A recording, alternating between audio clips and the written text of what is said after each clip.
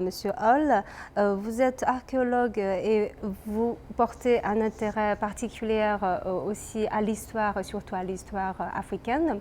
Donc, on sait que l'Afrique a connu aussi une période, ce qu'on appelle la démocratisation. Donc, en tant qu'Africain, vous avez sans doute votre propre mot à dire aussi sur cette notion de la démocratie. Oui, tout à fait. Je pense que la, les formes de démocratie représentative qui sont aujourd'hui instaurées dans plusieurs pays africains sont une sorte d'héritage de la colonisation, plus ou moins. Le bilan est assez clair aujourd'hui. Je pense que c'est dans certains pays, ce cycle de renouvellement des élites politiques a pris sur une poignée d'États. Dans d'autres, cela n'a pas pris. Donc, la leçon, c'est tout simplement qu'il n'y a pas de régime politique qui règle tous les problèmes dans l'idéal et qui serait opposable aux autres régimes politiques de la planète. Donc, chaque pays a un héritage historique qui fait que le plaquage simple d'un mode de gouvernement à des réalités sociopolitiques différentes est une sorte de placebo. Et dans la démocratie représentative que l'on a dans certains pays aujourd'hui, ce sont des joutes entre partis politiques pour accéder à des positions de pouvoir. Et une fois que c'est fait, généralement, on oublie le peuple, on revient le voir quand il faut réélire les nouveaux représentants.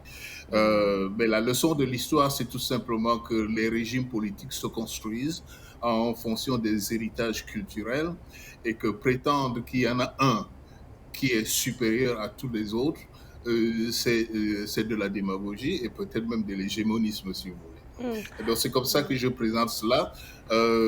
La démocratie représentative peut marcher dans certaines circonstances. Dans la majeure partie des pays africains, cela ne marche pas parce qu'il s'agit d'un plaquage. Ce qu'on a à faire en Afrique, c'est d'essayer, pas des expériences, hein, les expériences ne réussissent pas toujours, d'aller vers un régime qui conviendrait aux réalités africaines, peut-être du 21e ou du 22e siècle. C'est une œuvre en construction. Et, Là, on va donc, il revenir. faut Ouais. accepter l'expérimentation. Mm. Il n'y a pas de fin de l'histoire. Ah ouais. Ça, c'est un point. Enfin, ça c'est un point que je voulais soulever tout à l'heure en fait, c'est-à-dire que ce fameux livre, La fin de l'histoire. Et Monsieur Ding, enfin justement, Monsieur Hall a parlé du résultat.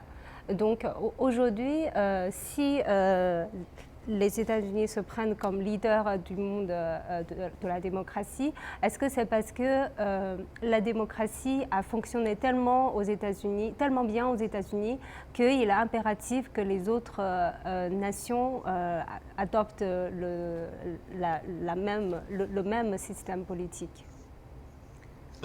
Oui, vous avez posé une question pertinente. En fait, oui, j'ai dit que finalement, dès l'origine, les États-Unis n'étaient pas conçus comme une démocratie, mais finalement, au fil du temps, les États-Unis se sont aperçus que la démocratie pourrait être un bon instrument de promouvoir une espèce de l'expansionnisme américain, etc. C'est pour ça qu'ils ont inventé ça. Ils ont inventé surtout depuis l'écroulement de l'Union soviétique et le changement dramatique dans les pays de l'Europe de l'Est, etc. Les Américains ont pensé que leur modèle a triomphé. Leur modèle a triomphé, donc ils ont prétendu que c'était la fin de l'histoire. Tout le monde va suivre la voie américaine. La voie américaine serait la voie idéale pour l'humanité. Et dans cette optique-là, ben, ils ont pensé, ils ont inventé le modèle démocratique américain. Ils disent que nous sommes dès l'origine une démocratie et on va promouvoir la démocratie à travers le monde, etc. etc. Jusqu'à la fin de la guerre froide, ils n'étaient pas démocratie. Ils étaient devenus disciples de la démocratie seulement après la guerre froide. Après la guerre froide, ils pensaient que la démocratie pourrait être un instrument de déstabiliser beaucoup de pays. Donc la démocratie est devenue un ordre, la démocratie était devenue un instrument de l'expansionnisme, d'abord américain, puis occidental.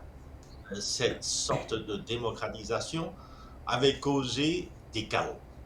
Avait causé des chaos non seulement en Afrique, mais aussi dans beaucoup d'autres pays. Donc ceci prouve que finalement, la démocratisation était un instrument idéal pour le monde occidental de se répandre à travers le monde pour semer des discordes, pour créer des instabilités, etc., etc.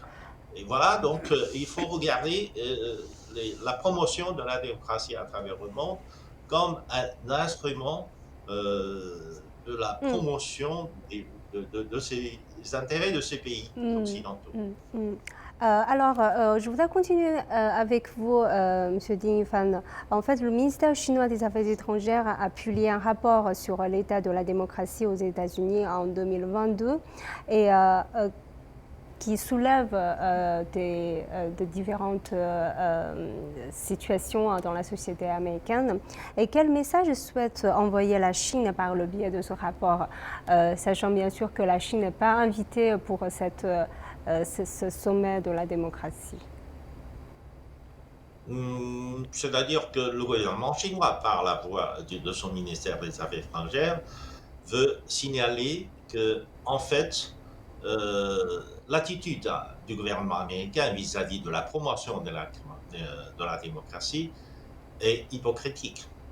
Et hypocritique au sens où il n'arrive pas à bien ménager sa propre maison avant d'aller vers le monde, avant de faire ce genre de grands rassemblements des pays démocratiques à travers le monde, alors que à l'intérieur même des États-Unis, sa forme de gouvernance publique est en désarroi.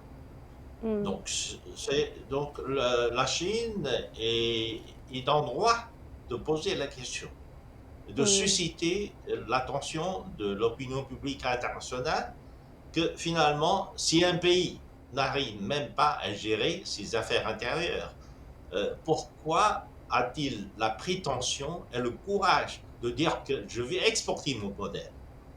Est-ce que les États-Unis veulent vraiment exporter son modèle chaotique vers le monde par ce genre de démocratie? C'est une véritable question que les autres pays doivent se poser.